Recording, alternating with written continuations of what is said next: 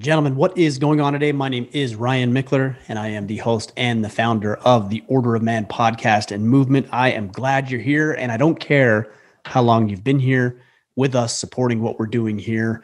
Or maybe this is your first time listening to the podcast, and if it is, what I want to do is give you the tools and resources and conversations that you need to step up more fully as a man.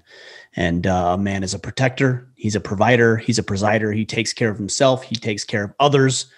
And he adds value where he goes. So if that is your goal, if that is your desire, and you want to be a more effective father, husband, business owner, community leader, then you're in the right place. Now, today, what I'm doing is answering and fielding questions from, these are from Instagram. We mix it up a little bit on where they come from, but these ones in particular are from Instagram. Today, I'm running solo. Normally, I'm here with my co-host, Kip Sorensen.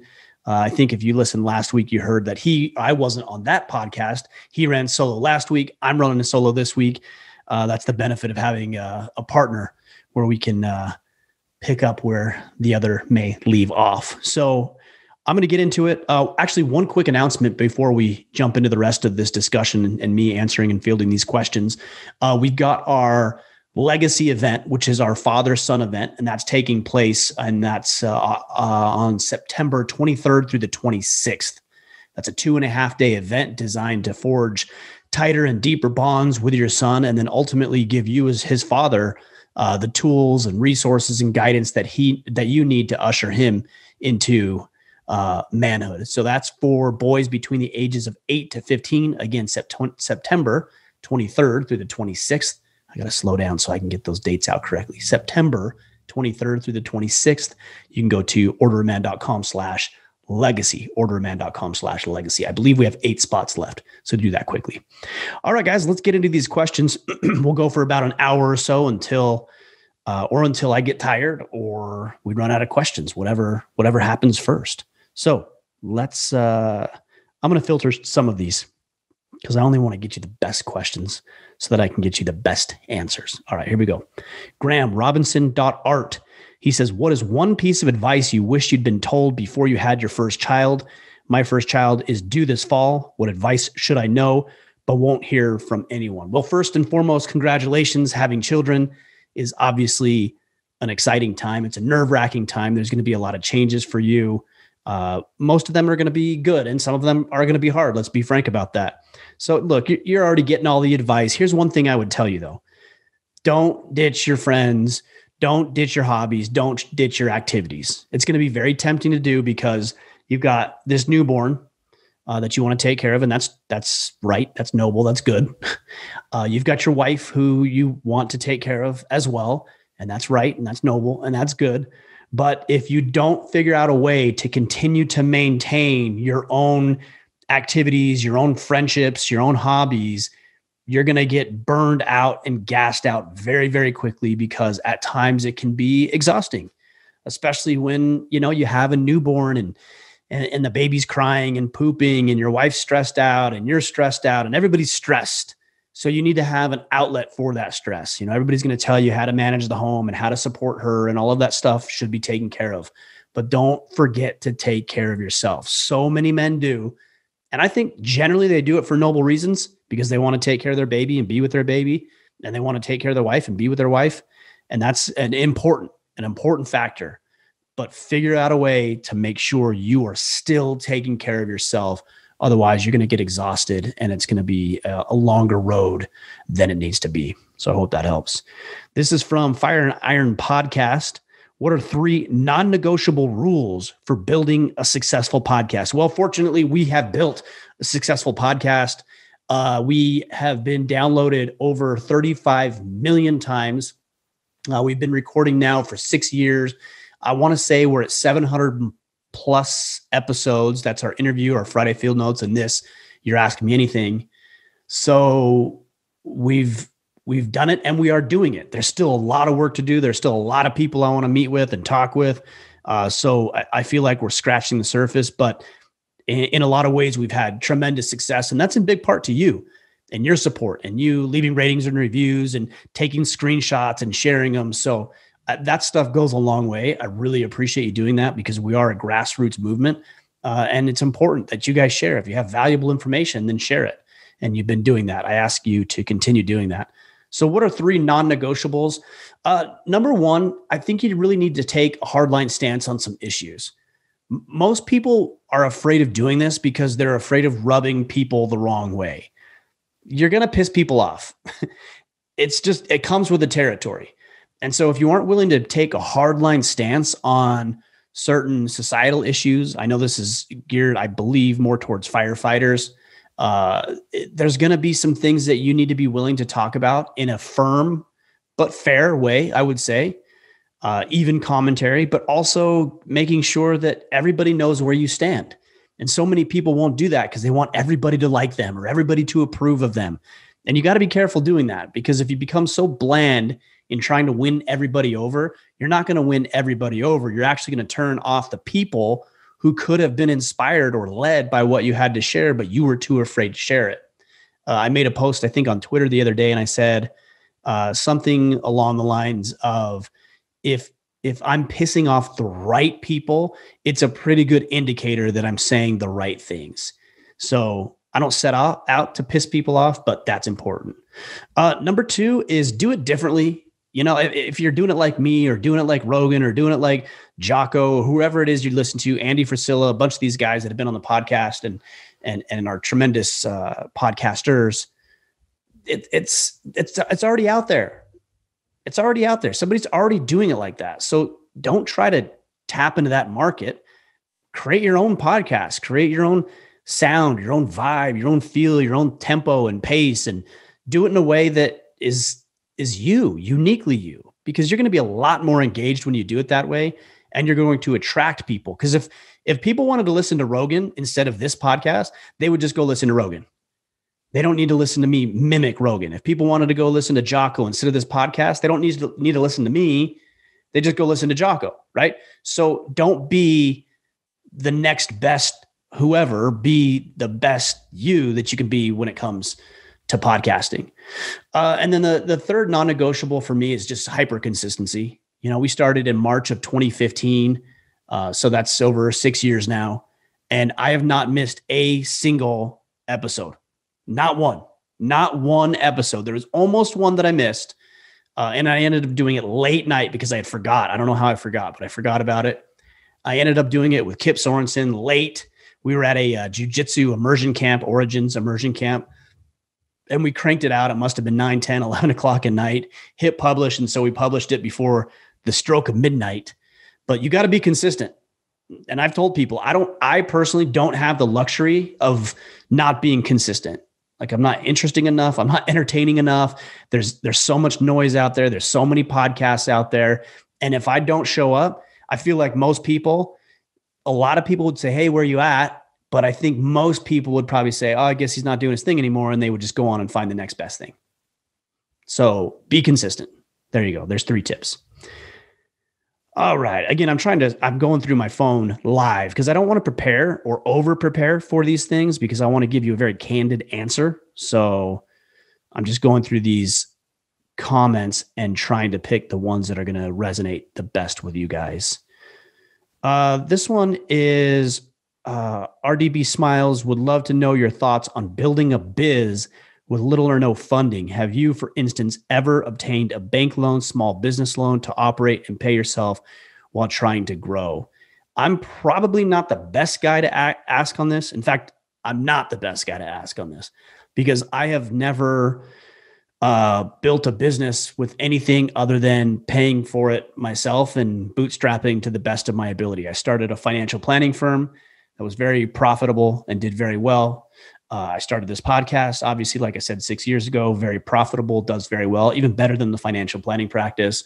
And both were started with very little funding. I mean, a few $100 and some technology that I had to invest in, some subscriptions that I need to buy on an ongoing basis. But if you're running this kind of business, a digital business, essentially, you can do that. And there's been times throughout the last 6 years where I've needed more funding, but I grew into that. So for example, events, we had to buy tables and chairs and equipment and sound systems and all of that stuff. We bought all of that for our events. But our first event, we leased all of that. We did it at an event center, and now we do it at my property here in Maine. So we worked into that. That's number one, just work into it. Excuse me. Number two is just be smart. You don't need all the latest gadgets and gizmos and tricks and tips. Like for me right now, we've got 2 podcast microphones, the one you're staring at if you're looking at this on YouTube. We've got some different lighting. I've got 2 or 3 different cameras, but really I'm using this microphone. I think it cost me $400, which you don't need this microphone when you get started. I was using the ATR 2100. It cost $67 when I started. I was using my computer, so I already had that. But right now, as I'm recording this, I'm literally using this $400 microphone, my old computer, and I've got a little webcam that probably cost me $100, and that's it. And you got to keep in mind that this is a podcast without sounding like I'm bragging about it. This is a podcast that does very well. This is one of the best podcasts in the world. Now, of course, I'm a bit biased, but based on size and downloads and the people that we've had on, that's true. And I'm still running it from this microphone, this computer, this webcam right here. So less than $500. So you got to be careful of falling into the trap that just because you want to make it the best ever, and you should want to make it the best ever, that you have to buy everything and do it exactly right. Now we've worked into that. I've got camera equipment here and I've got lights and a professional studio, but we've worked into that. So keep that in mind, but it can be done. You just got to be smart about it. Know that maybe your profits aren't going to be high if you're looking at, merchandise, for example. I didn't buy 500 shirts to start out with. I bought 20 shirts and then I moved in from there. And so if you scale it that way, you should have no problem. Questions like this is from Thomas Oppenheimer. Says, what do you think the world will be like in 20 years and why? I don't know. I mean, that's the only answer I can give you. If I knew what it was going to be like in 20 years, I would invest in something. And I guess it would be like on Back to the Future where, he goes back and invests in all the sports races and sports competition. It's like, I don't know. I don't have a crystal ball. All I know is that I'm trying to do right by me and be the best version of a father and a husband and a business owner and a leader in my community that I can be. I'm trying to take care of my wife and my kids. I'm trying to serve my community. I'm trying to serve other men through this podcast. And that's what I can focus on. And when I do, here's the cool thing about that. As I do focus on this stuff, I can adapt and I can adjust and I can evolve and grow and morph and change and tweak. And I mean, I'm still going to have the principles I believe in, but I can navigate the changes in external environments because I take care of myself. So I'm not telling you that you shouldn't think about what it's going to be like in 20 years. I'm always trying to anticipate what could potentially come up, both positively and negatively. But I'm going to place the emphasis more heavily on myself and know that if I can take care of myself financially, spiritually, mentally, emotionally, that I'll be able to adjust and evolve and adapt as needed. And then work into making the best future for myself and my family and the people I care about. Zeke Bishop, how does one choose a work field to go into? Zeke, I think it really just starts with interest. What are you interested in? And then take one step. That's it. What are you interested in? Take one step. If you're still interested in it, take another step. If you're not so interested in it, maybe there's a side step that you can take where it's something similar to the business that you're in, but not exactly. A great side step for me was from moving from my financial planning practice to Order of Man. Now, a lot of people might say, well, Ryan, how is that a side step? That's a completely different business. It is a different business, but I started a podcast with my financial planning practice. And I realized I love the medium of podcasting and having conversations. I just didn't want to continue to have those conversations. So I didn't quit. I didn't do a complete 180. I just took a sidestep and moved from Wealth Anatomy, which was our financial planning podcast, over here and went sideways to Order of Man and then kept going on that track. So you're probably not going to get it right the first time. That's what you need to know. It isn't like the heavens part and the angels are on their trumpets and they're singing hallelujah. You found what it is you're supposed to do for the rest of your life. At least it didn't work like that for me. We see athletes, for example, who they're in the Super Bowl and they on a Super Bowl break or something, they show these kids, playing football when they were 2 years old and they knew they always wanted to be on that path. I don't think it's like that for most people. I think most people are confused about what they want to do, not even confused, just have like no idea whatsoever where to even start.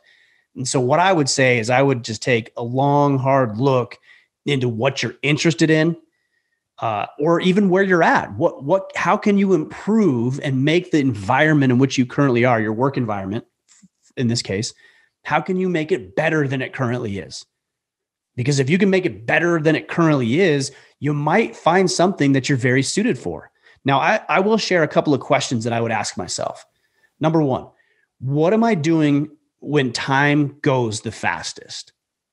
Right? You always hear it, time flies when you're having fun.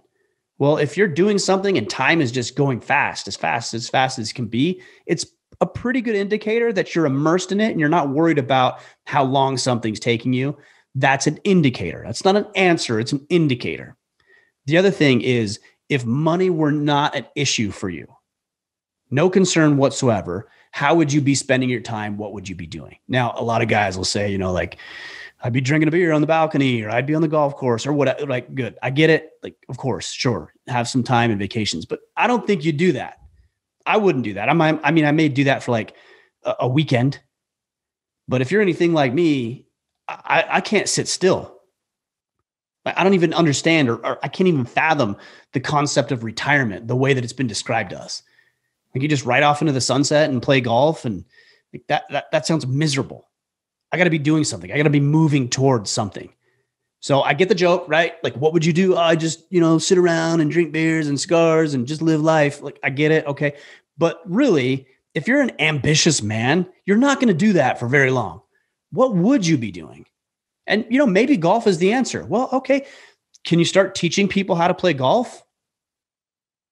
Now, when I say that, I think the natural reaction for a lot of people might be like, oh, well, then I have to be a professional, and, I'd have to get my coaching certification and all this stuff. And maybe there's some things in there. I don't know. I don't know too much about golf. That's not quite my thing.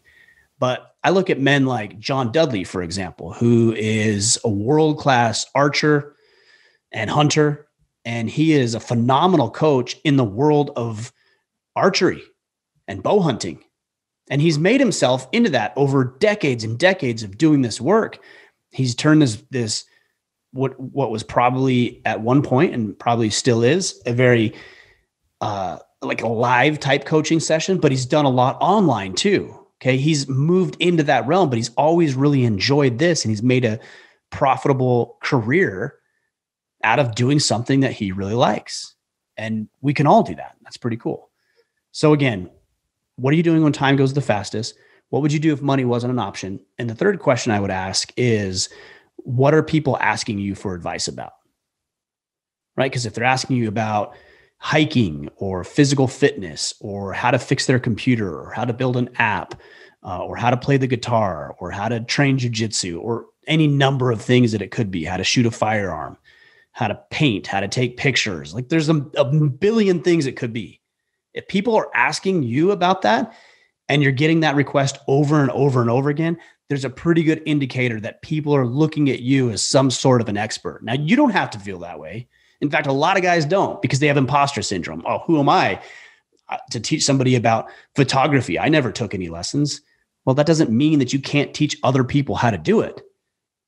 So don't get in your own way and sabotage your own efforts before they start. But if you have a bunch of people asking you about how to paint or take pictures or cook or dress well, it could be anything, then that's a pretty good indicator that people see something in you, and you ought to pay attention to it. It may not be the answer, but you ought to pay attention to it. So there's a couple of triggers and cues that you can look into that might help you get on the right path.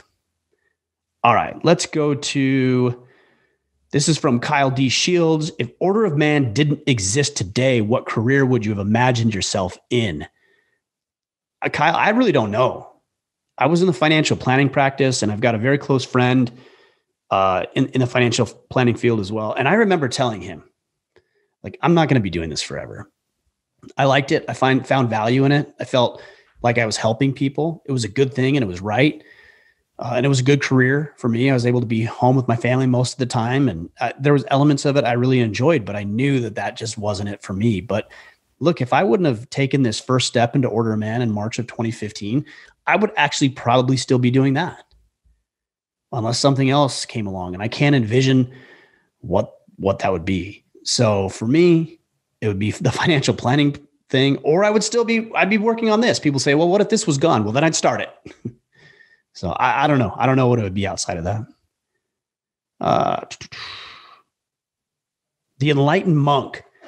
When are the different situations to use quote unquote hell yeah approach and the quote, that sounds curious, let me try that approach to new things in life, especially in careers?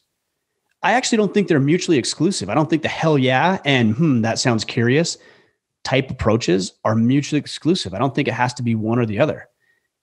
In fact, I think it should be both. For me, the concept of curiosity is something that I've really focused on, I would say, over the past maybe year to 18 months. And I think because I've been so curious, that's why I've gotten a lot better at podcasting, specifically interviewing incredible men, because I'm not there to prove anything about myself.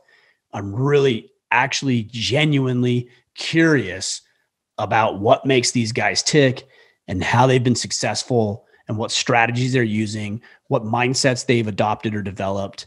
And that level of curiosity has really made me a better podcaster. But I can be curious and say, hell yeah, I'm going to try that. And you should be like that. I mean, that's why we built the canoe. A lot of guys ask me about the canoe that we're still building. We've got a few extra steps here. Because I was curious. Last year I was on the lake. I was paddling on one of those Lifetime plastic kayaks or canoes. It was a kayak. It's like a paddleboard kayak thing. And I thought, man, wouldn't this be so much better on a canoe or in a canoe that we built? My son and I, my oldest son and I.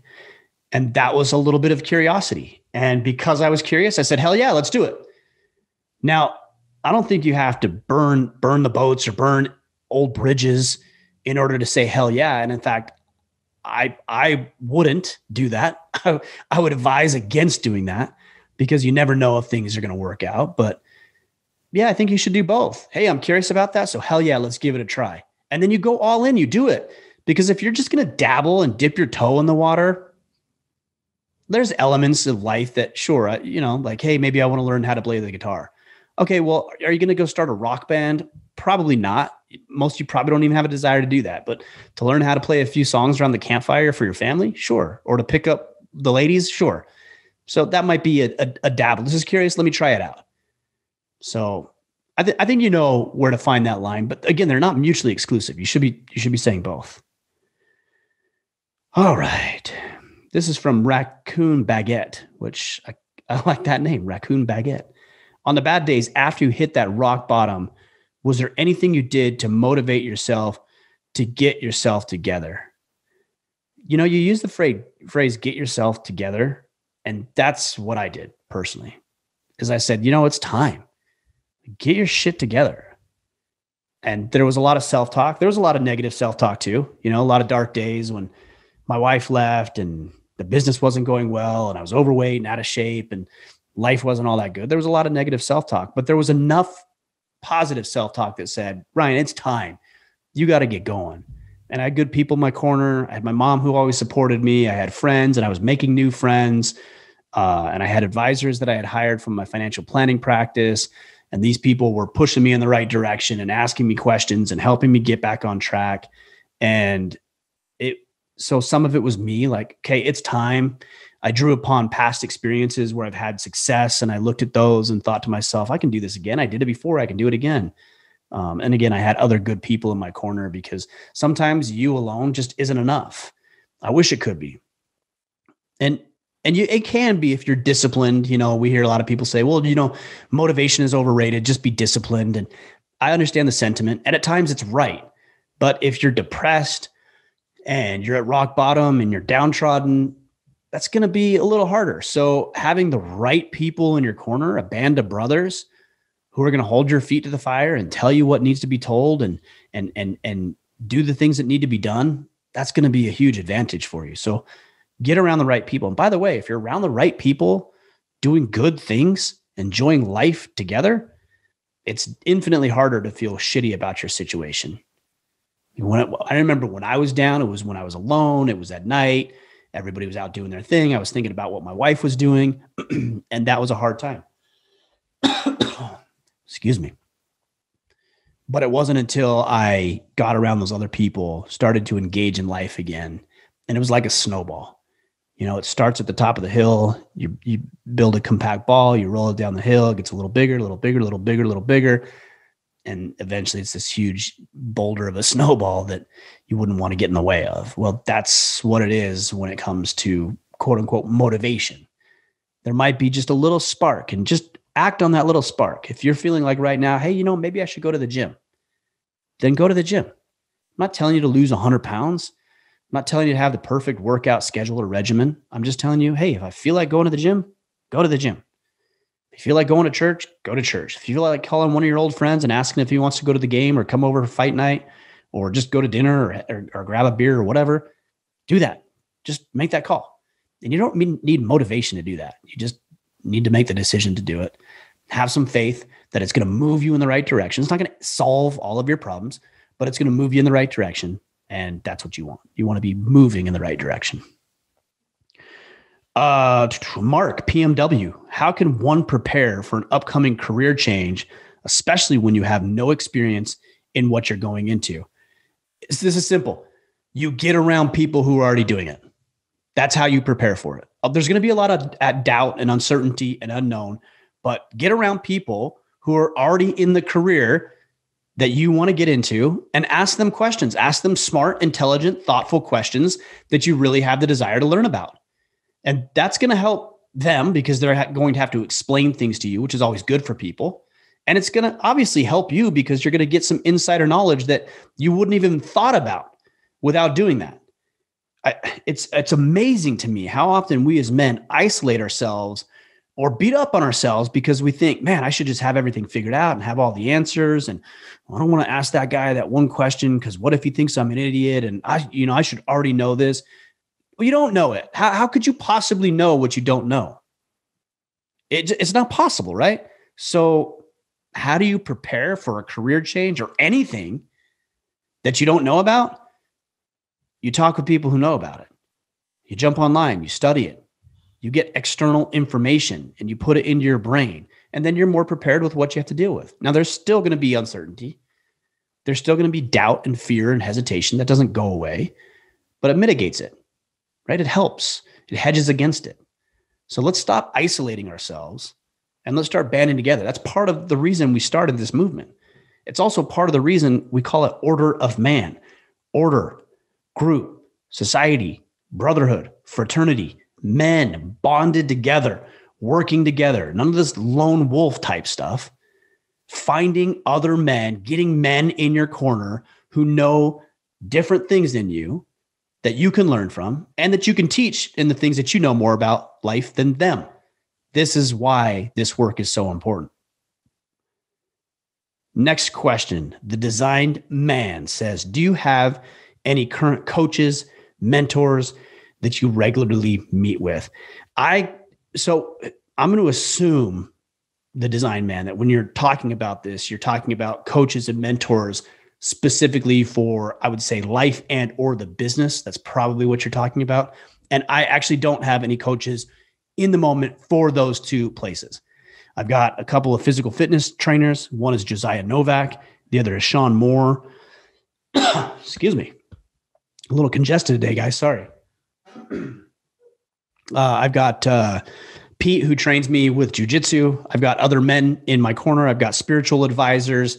I have friends who are in business and podcasting and doing things similar to what I'm doing.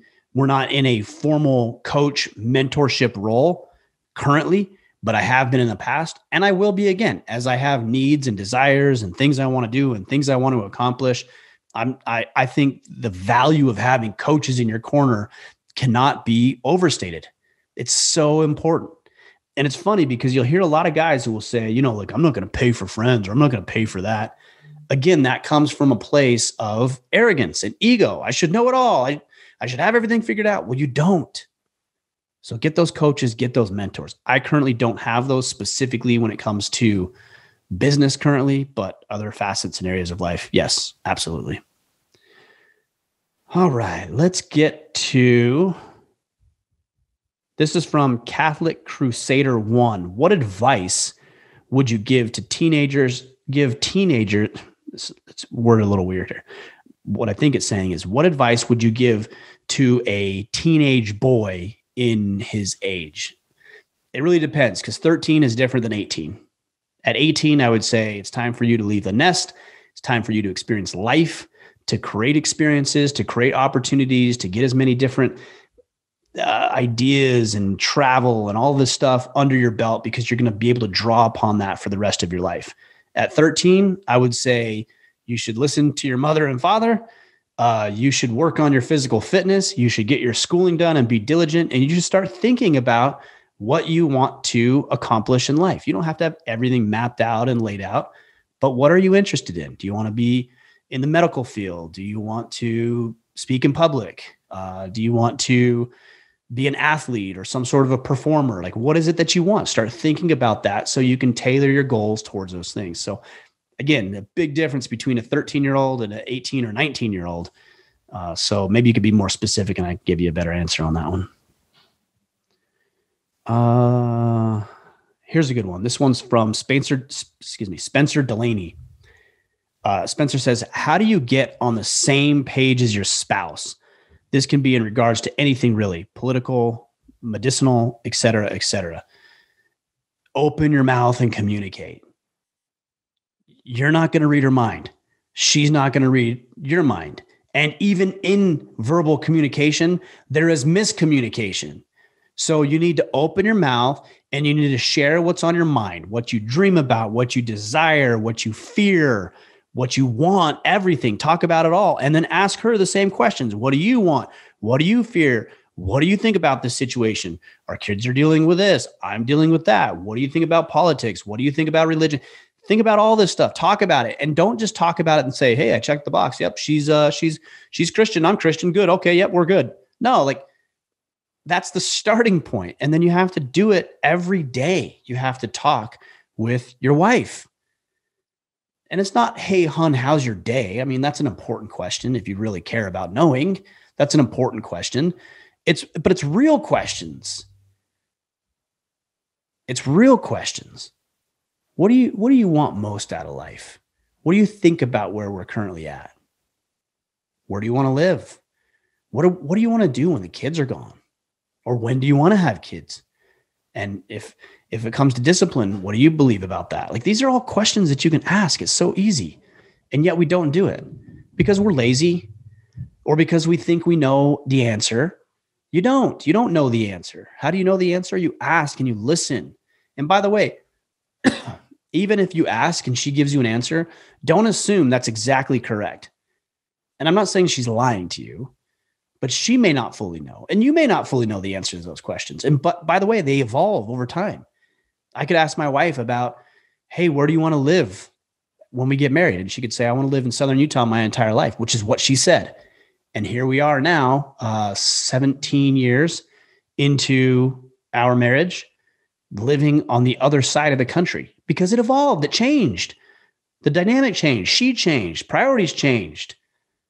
And so it's not a one and done conversation. So what I would suggest is create some space and margin where you and your wife can have talks by yourself, without the kids, alone, about real stuff every morning, every evening. We do it every evening.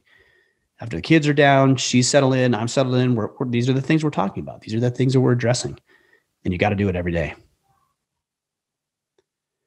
This is from AP 17774. I think I got the right number of sevens there. How to combat the growing woke culture in a blue collar work, such as policing or firefighter.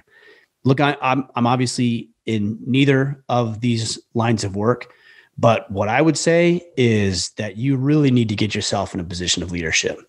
Okay, these woke policies are dangerous, especially when it comes to dangerous occupations like police work or law enforcement, firefighting, even soldiering and being a warrior.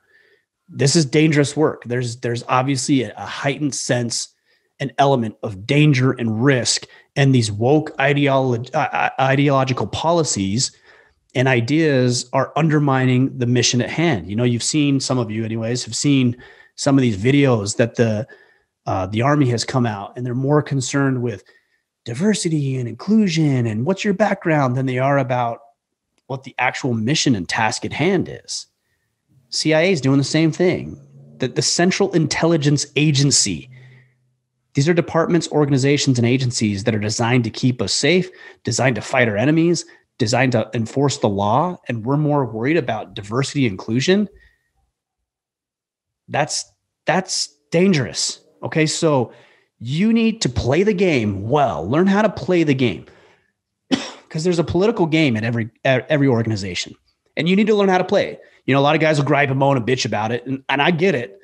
There's going to be decisions made that you aren't going to be happy about, but just learn to play the game well so that you can get you into a position of authority and leadership and start impacting this culture. And by the way, you don't need to wait.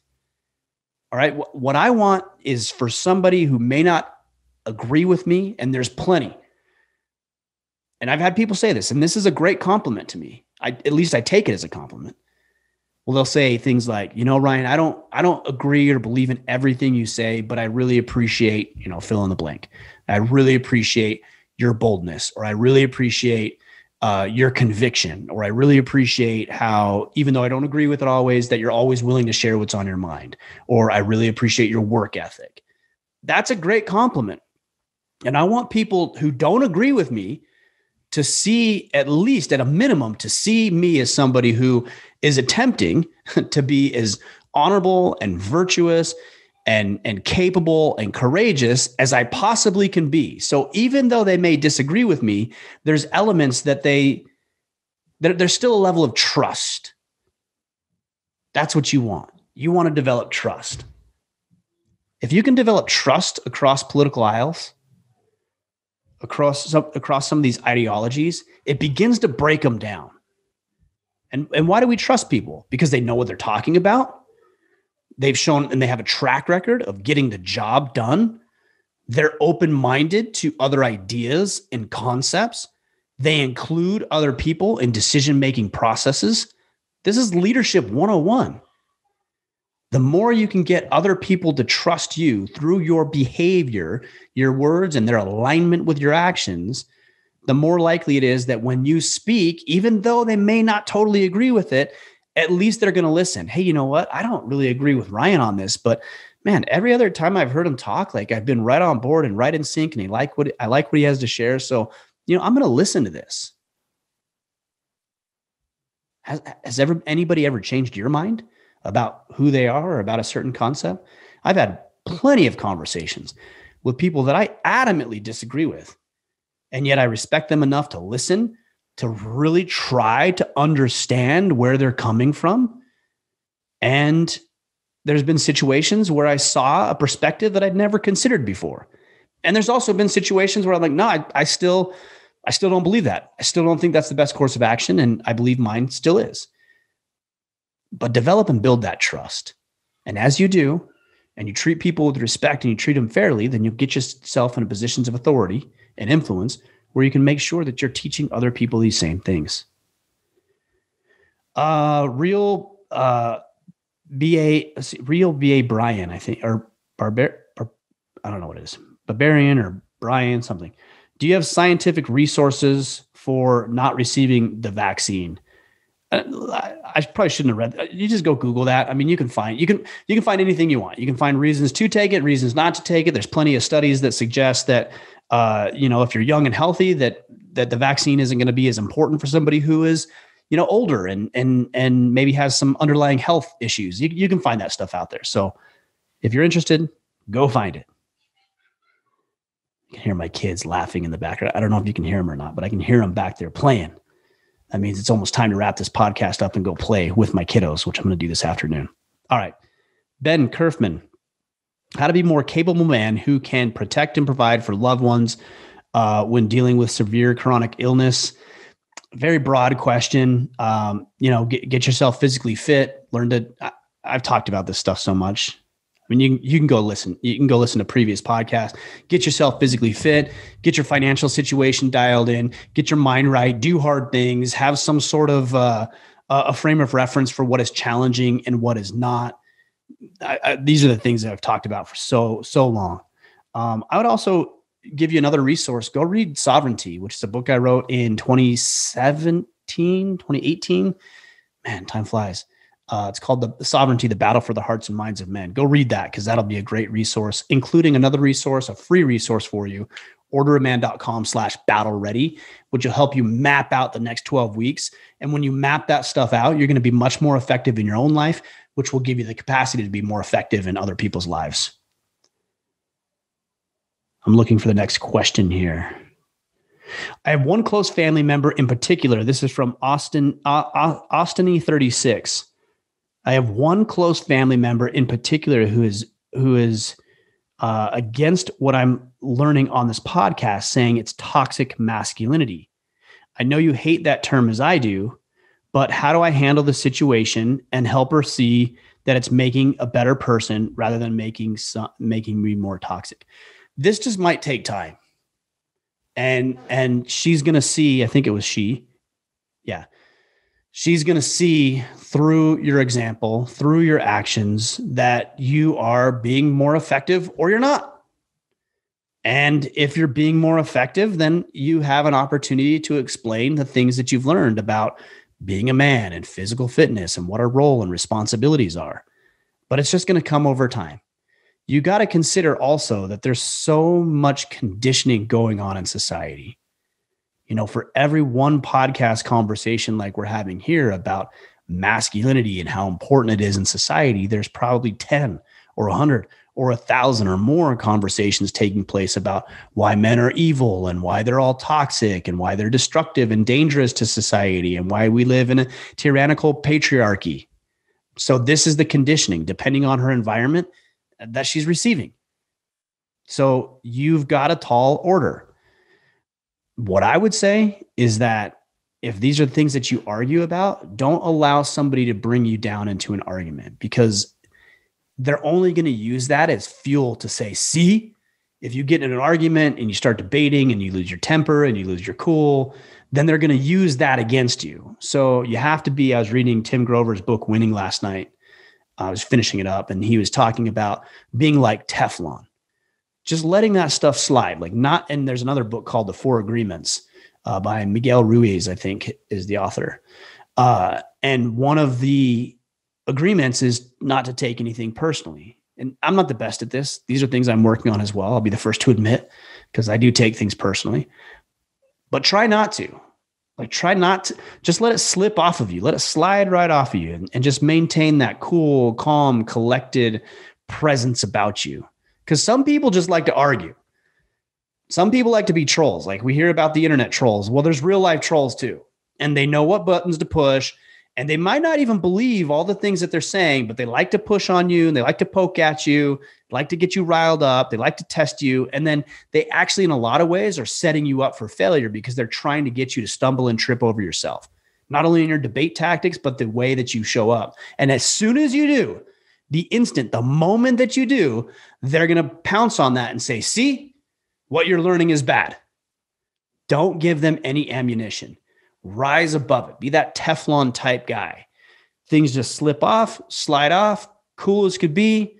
Not an issue. You want to have a rational, reasonable discussion. If it gets heated, hey, I'm learning that I just want to back out of these conversations. I don't want to have these conversations. But if you want to come back to it and revisit it when we're both calmed down, let's do that. I like that for a couple of different reasons. The first reason is because if they're genuinely interested in the conversation, it's going to get things back on track and let them know how you really feel about it. If they're not interested in it, here's another reason I like it. Because I tend to at times be one of those guys who likes to poke and prod, not the internet troll kind of guy, but like the real life troll a little bit with the people I care about, because I like to poke at them. You guys know what I'm talking about. If there are those kind of people and you say, hey, I'm going to back out. I'm not interested in doing it this way. I'll revisit when we're both calm. That's going to get them mad. And it's a little bit of a taste of their own medicine. You're using some strategy there to to diffuse the situation if they're genuinely interested and to poke back if they're not. So I kind of like that scenario, but it's a win-win for me. But also, I'm not interested in convincing people. I'm really not. If I've got somebody, even if they're close to me and they're like, hey, I don't believe in what you believe. Cool. Like, let's just have a conversation about something else then. I still love you, still care about you, still want to be with you or be around you. But this isn't a conversation I want to have. And just let the actions speak for themselves. All right, let's take a couple more here. Here's another one. This is from Lone Papa. Similar, when speaking with a woke liberal, what subject do you use to find common ground? I mean, it depends on what we're talking about. I'm just not going to go talk about this stuff with people who don't want to talk about it or see it so adamantly different, foundationally different than me. Like, why would I spend my time and energy doing that? I'm not going to do that because I'm not interested in debating and I'm not actually interested in convincing you. I don't care. If you don't like the Order of Man movement, I don't care. I mean, I wish that you would. I wish that everybody would. I think it would serve them. I wouldn't be doing this if it weren't the case. But I know I'm smart enough to know that not everybody's going to resonate with it. And if it's not for you, cool. Go find the thing that's for you and let us continue to do our thing because we're going to continue to do it. So I'm not big into just getting into debates and arguments with people. That's wasted breath and effort for me.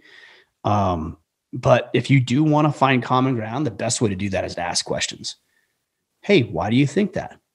What experience do you have? But you have to do it with truthfully, all right? Because everybody knows when you're doing it, when you're making it up to set people up. Like you're asking questions. You guys know what I'm saying. You're asking a question, but you're doing it to tee them up, to trap them, to trip them up over themselves so you can get them. When you're trying to find common ground, you're asking questions, but you're not doing it as a gotcha moment. See, there's a difference between doing it to get somebody and doing it to understand somebody. So if you truly want to find common ground and understand, then you have to ask those type of questions. But if you're just trying to get somebody, to trip them up, to get that gotcha moment, it's not going to work. You're not coming from the right perspective and the right motives. And it might be fun, but it's also exhausting. So I'd keep that stuff to a minimum. I like this one. Greg Cleaver Photo G says, do you think the technology we utilize is a good communication tool, or has it served in some ways to break down and erode our communication and relationships? I think both. I think it's a great communication tool. The technology we use, whether it's podcasting, video, computers, cell phones, social media, they're all wonderful. But it's like a tool. It's like anything else. I've got a couple of hatchets over here on the wall. I could take one of those hatchets and I can go outside and I can split some firewood as we prepare for winter. Or I can put my hand on a stump and chop my fingers off. That tool didn't change. It's the tool. It's amoral. And it doesn't care, actually. It's just a tool. It's a sharpened hunk of metal with a wood stick on the end of it is essentially what it is. It doesn't care. The way I use it is really what matters. Am I going to be proficient with it? Am I going to be disciplined with the tool? Am I going to use it for its intended purpose? It's like I tell my children when they mess around with tools, hey, those aren't toys. Those are tools. There's a difference. So if you want to use the tool, let me teach you how to use it correctly. If you want to toy around with something, go play with your Legos, your G.I. Joes, or your Matchbox cars, or your dolls, or whatever it is you're going to do. But those are tools. And our communication mediums are tools. You can put your hand on the stump and chop your fingers off, or you can use it correctly and chop that firewood to keep you warm. So recognize and acknowledge the dangers, put the systems and processes in place, because look, if you use it incorrectly, it's going to be destructive. You're going to get addicted. You're probably going to get contentious. That's an easy thing to do. You're going to be comparing yourself to other people. You're not going to learn how to debate or have a civil disagreement. It's bad if you don't use it correctly. So use it sparingly, only as needed. I don't grab my hatchet and just go flinging it around just for every little thing. No, I pick the right tool out of the toolbox or off the wall. I use it for its intended purpose. I attempt to become more proficient with it.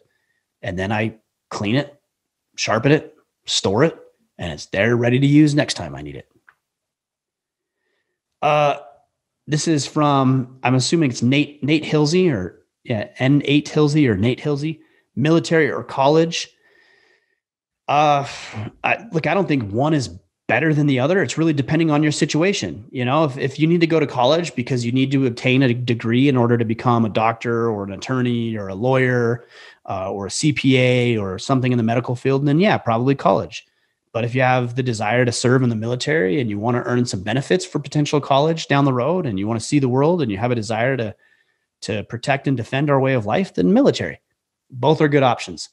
But I would say if it was a multiple choice question, that would be D, not enough information. All right. I'm going to take one or two more here, guys. Here, this guy says, what's your favorite pizza topping and why is it pineapple? No, it's not pineapple. It would never be pineapple. It's definitely pepperoni or sausage or bacon or ham. By the way, what's the difference between ham and Canadian bacon? If you guys can tell me the difference, I'd be interested in that. Speaking of Hawaiian pizza. But no, it's never pineapple, ever. It's meat, of course. All right.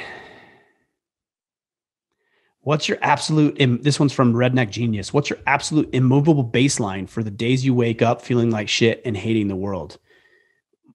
I don't know I don't know what you mean necessarily by baseline, but I got work to do. I mean, because there are days I wake up feeling like crap. I don't want to do this. I'm exhausted. I'm tired. I've had enough. There's days like that. Sure. Let's not pretend there isn't, but I got work to do. I've got my family that cares about me. I've got this property that I want to manage and maintain and make look nice because I want to take pride in my environment and where I live. I've got you guys who want to listen and tune in and get better and improve.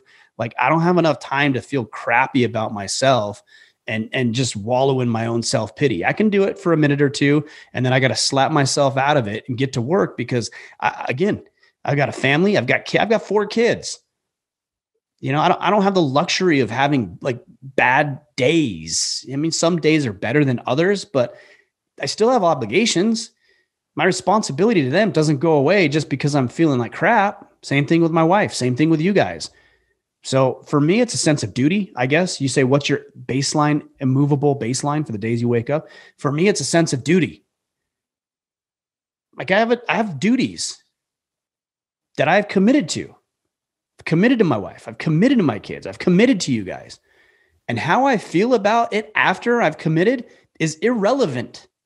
Now, I want to have good days more than I want to have bad days. And there's things I can do to turn bad days into good days. But my baseline is duty. Because I said I would, period, full stop.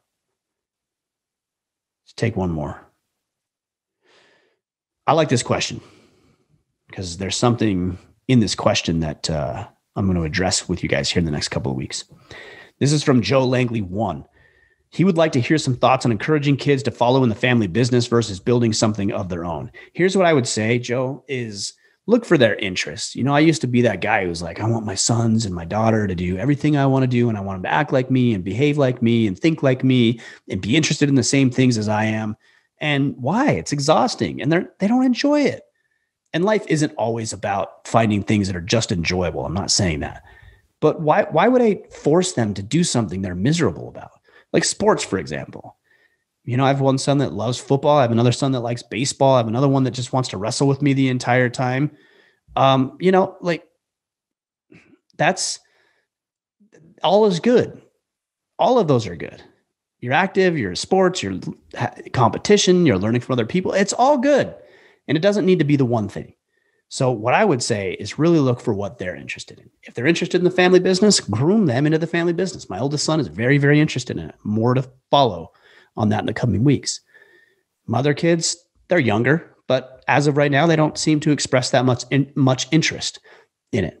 So my advice is look for what they're interested in and cater to that. Not to make it easy, but just to make life about something they enjoy. All right. All right, guys, we're going to wrap it up there. Lots of good questions today, and I've got a lot more left. I've got another, probably 2 or 3 dozen questions to get to, and we will, and I'll get through all of them. But we're not going to do it today. We'll get to the rest of them next week. I hope I gave you some things to consider, guys, things to think about. Connect with me on Instagram, Facebook, Twitter, wherever you're doing the social media thing. Instagram is best. Take a screenshot. Let people know you're listening to this podcast. You're gaining inspiration. You're gaining information. It's important we share this, and leave a rating and review. And then the last thing I would say is make sure you check out that father-son event called the Legacy event. That's September 23rd to the 26th at orderaman.com/legacy. You can watch a 2 or 3 minute video to see what it's all about and see if it's something you want to take your son to. All right, guys, that's all I've got. Appreciate the great questions and appreciate you being banded in this mission to reclaim and restore masculinity. I'll be back on Friday. Until then, go out there, take action, and become the man you are meant to be.